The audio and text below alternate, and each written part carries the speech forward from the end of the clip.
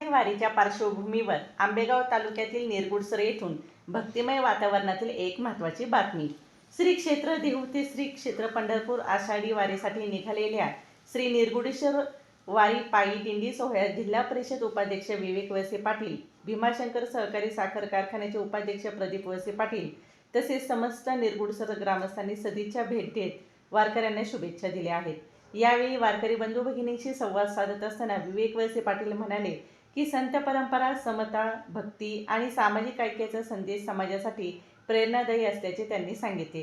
तसेच पुणे जिल्हा परिषदेच्या वतीने वारी मार्गावर लाखो वारकऱ्यांसाठी आरोग्य व नागरी सुविधांचे व्यापक नियोजन करण्यात आल्याची माहिती वळसे पाटील यांनी दिली.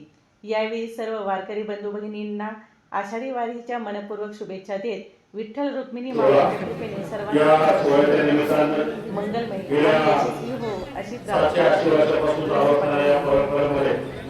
गेल्या 3 वर्षापासून वारीच्या कार्यक्रमामध्ये आपलं स्वतःचं योगदान या ठिकाणी द्यायला सुरुवात केलेली आहे. यापूर्वी आपण आळंदीपर्यंत वारी भेटी घेऊन जात होतो. जवळपास 14 वर्षाचं काम त्यांनी सगळ्याच मंडळींनी असतील, पुरस्कारांची काळजी सगळ्याच मंडळी असतील तर सगळ्यांनी अतिशय नियमानं काम ते केलं आणि आता 3 वर्ष झाली आपण महाराष्ट्राचा एक मुख्य सोहळा असलेला वैभव असलेल्या या वारी सोहळ्यामध्ये गेल्या 3 वर्षापासून निर्गुडसरचा देखील सहभाग त्या ठिकाणी वाढलेला आहे. यावर्षी अतिशय मोठ्या प्रमाणामध्ये, कारण मला माहिती आहे गेल्या 3 महिन्यापासून तुमच्या सगळ्यांची अतिशय मोठ्या प्रमाणामध्ये तयारी चालू होती. बारीक सारीक गोष्टीचं नियोजन ही सगळी मंडळी त्या ठिकाणी एकत्र बसून करत होती आणि त्यासाठी आज जरी हे सगळं सोपं वाटत असलं तरी एका पाठीमागं सगळ्या लोकांचे जवळपास 2-3 महिन्याची मेहनत तुझ्या पाठीमागं आहे आणि म्हणून आजचा हा सोहळा जसं सरपंचांनी सांगितलं तसा अतिशय चांगला सुखसोयीयुक्त हा त्या ठिकाणी होणार आहे. परंतु हे सगळं करताना आपली श्रद्धा कितीतरी चांगली असली आणि आपलं जाण्याची इच्छा जरी किती दुर्लभ असली तरी निसर्गाचं यावेळेला थोडीशी अडचण आहे.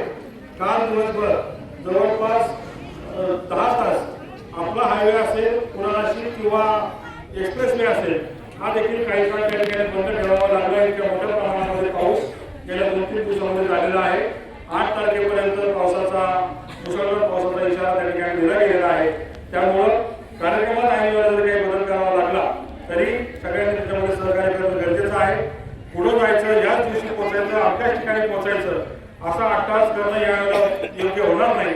त्याची काळजी सर्व आपल्या वारकऱ्यांनी घ्यावी, ट्रेन चालकांनी घ्यावी आणि त्याचप्रमाणे सगळे ग्रामस्थांना सुखरूप घेऊन जायचं, सुखरूप घेऊन यायचं काम सरपंच तुमच्या खात्यावर त्या ठिकाणी आहे. त्याच्यामुळे तुम्ही त्याच्यामध्ये विशेष काळजी घेणं अपेक्षित आहे. तुम्ही सांगितल्याप्रमाणे किंवा सरपंचांनी सांगितल्याप्रमाणे इथं उपस्थित असलेला माणूस एक दिवस तरी तुमच्या बरोबर त्या ठिकाणी